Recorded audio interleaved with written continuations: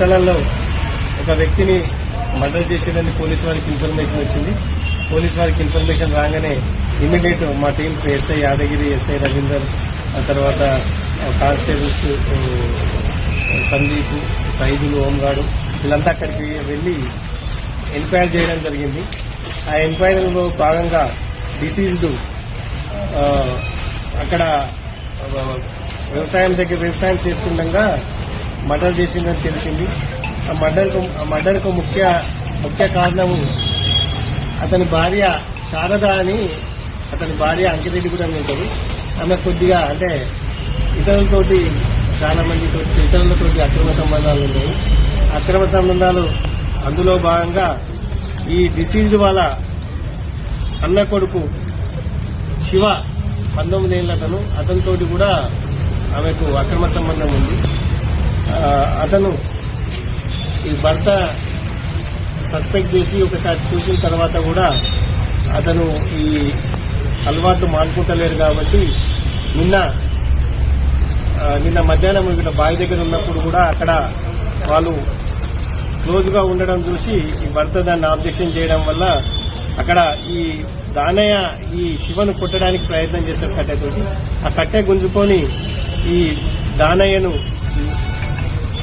తలపై కొట్టంగానే అక్కడనే ఈ దానయ్య పడిపోతాడు. పడిపోయిన తర్వాత ఈ భార్య రాపోలు శారద దానయ్య కాలు పట్టుకొని ఈ శివ అనేటోడు బండరాయితోటి తలకాయ పైన ఇక్కడ ఇతర భాగాల్లో కొట్టి చంపుతాడు. కొట్టి చంపిన తర్వాత కూడా ఇతను ఈ శివ అంటోడు గుండ్రాంపల్లి పోయి గుండ్రాంపల్లి చెరువులో అక్కడ సెల్ ఫోను ప్లస్ దుస్తులు కూడా అక్కడ పడేయడం జరుగుతుంది.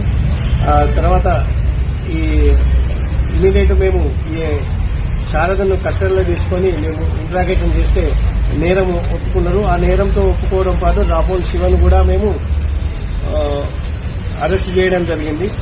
ఈ అరెస్ట్ చేసిన నిందితులను కోర్టులో ప్రవేశపెడతాము. ఇలా ముఖ్యంగా గుడ్ వర్క్ చేసిన మా సిఐ వాళ్ళ team, SI Yadagiri, Ravinder, Ajay Bhargav, SI constable Ashok, Uday, Janga వీళ్ళంతా కూడా చాలా గుడ్ వర్క్ చేసి వితిన్ నో టైంలా నేరస్తులు అనేది పట్టుకోవడం జరిగింది ఈ మర్డర్ కేసులో. ఇంకా ఫర్దర్ క్లూస్ ఇన్వెస్టిగేషన్ తీసి చైన్ ఆఫ్ కస్టడీ కూడా ఎవిడెన్స్ కూడా లింక్ చేసి కోర్టులో ప్రొడ్యూస్ చేస్తాం. ఇది ప్రీ ప్లాన్ మర్డర్ కదా సార్? అంటే వాళ్ళు ఉన్నప్పుడే వినపోయిందా లేకపోతే ముందేస్తూనే చంపాలని అక్కడ వీళ్ళిద్దరు ఉన్నప్పుడు వీడు చనిపోయింది. వాళ్ళు ప్రీ ప్లాన్ కాదు, ప్రీ ప్లాన్ ఏం కాదు. ఆల్రెడీ చంపుతా అని చెప్పి ఇంతకు ముందే నుంచే ఇతను అంటుందంట. దాంతో ఊరిపోయి అంటే బయట ఊడిపోయేది పైకి తీసుకుపోయింది.